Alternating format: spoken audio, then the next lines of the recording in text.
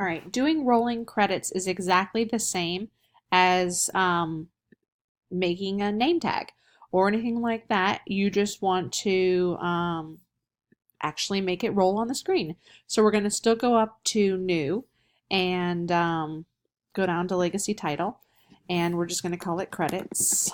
That way you remember what it is. And you can do your credits however you want, but traditionally, you want them to roll from the bottom of the screen up to the top, and that would be what I would encourage you to do. So you might write something like many thanks to, um, and then colon, and you might thank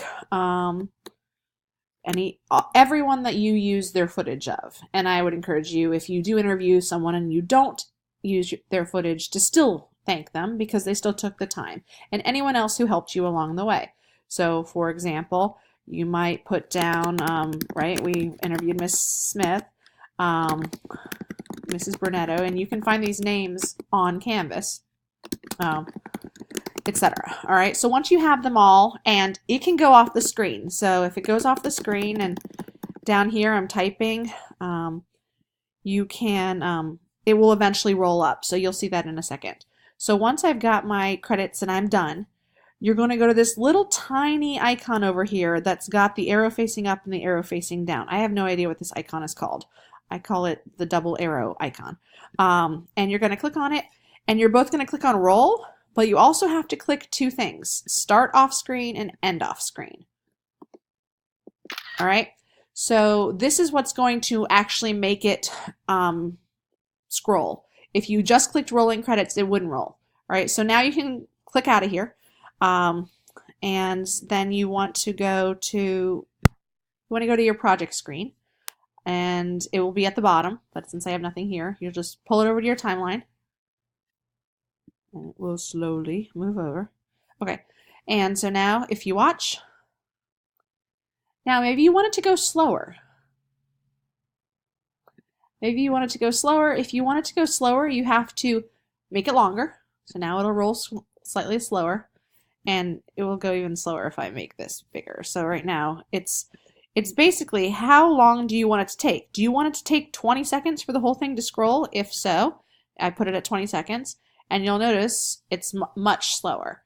Same for if you wanted to make it go a lot faster. All right. Very simple. Now, you don't have to make the credits go across a black screen. You have a couple possibilities. One thing you could do is, when you create the credits, you could actually put some kind of background behind it.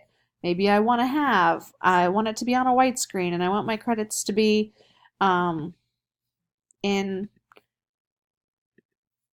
want them to be a different font. I want them to be in red.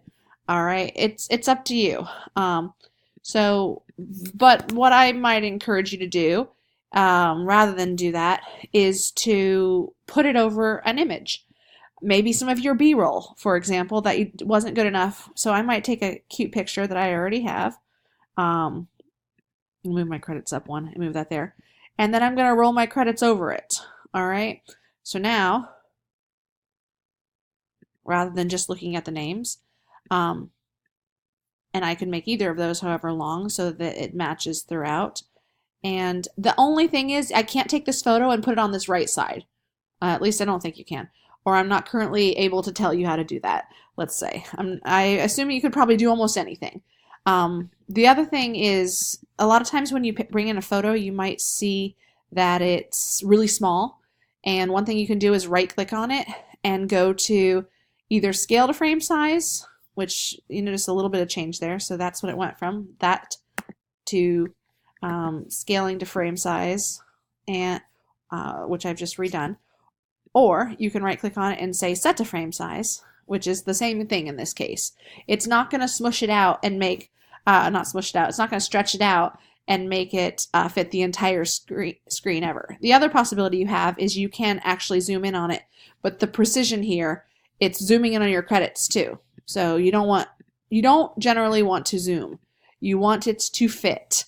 But what I would probably do in this scenario is I would make the credits, now that I know where it's going to fall, I would make my credits move over here so I could have them going next to the photo. All right, so then, easy peasy. There we go. And that's it. That's how you make credits.